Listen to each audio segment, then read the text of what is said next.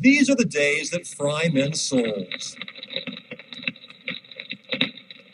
The days where the thermometer marks our misery, sometimes in sweltering triple figures. On days like this, air conditioning is never optional.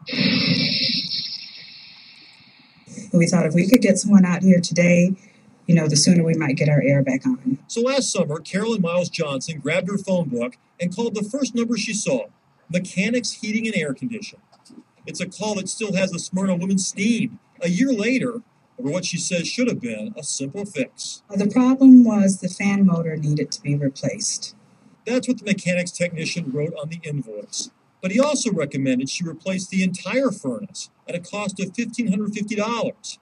Ms. Johnson chose to only replace the motor.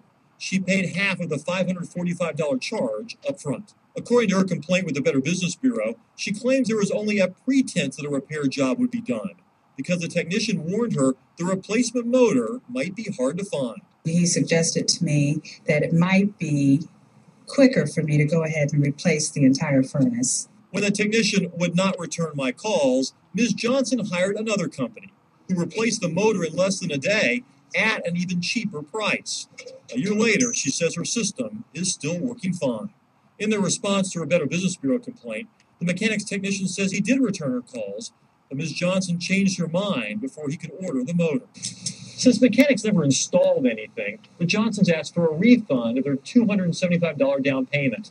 But the company threatened to sue, demanding the rest of that $545 charge. Because in the contract, way down here in small print, it says no refunds are allowed. He threatened to charge me for the full amount, ruin my credit, and place a lien on my home. Mechanics may have big Yellow Pages ads, but they don't mention the company's unsatisfactory record with the Better Business Bureau. 22 complaints in the last year involving allegations such as poor customer service or charging people for parts they say they didn't really need. Hello? So the I-team decided to become customers ourselves. You see you've got some loose wires. We asked two experts for help. Mike Meyer has taught air conditioning at Chattahoochee Technical College for more than 7 years. A licensed contractor, he also ran his own company for 10 years in Florida. That filter needs to be changed. Dennis McKeon is the president of the Conditioned Air Association of Georgia, a group of nearly 1,000 air conditioning companies who encourage greater ethics in their business. He's been in the business 21 years and has his own company, McKeon Heating and Air in Kennesaw. Our industry has a lot of good contractors in it. Most of them are good. I'd say 98% are good contractors, and you have a few that give you a bad reputation. We used 3 houses that belong to Fox 5 employees or their families and asked both experts to make sure the air conditioning systems worked as designed. They gave us the thumbs up on all 3. System's operating great. Then our experts helped us come up with 3 simple problems any air conditioning tech should be able to easily fix. At this house, we stepped on the low voltage wire connected to the outside condenser. There it went. At this house, we pulled a wire loose from the furnace. But it's a quick fix. It would just be a matter of putting the wire back into place and tightening down the connection. And at our third house, we replaced a good fuse with a blown one. All right. Bad fuse installed. For all 3 problems, we called Mechanics Heating and Air for help. Yeah, I just walked in my house and my air conditioning's not working.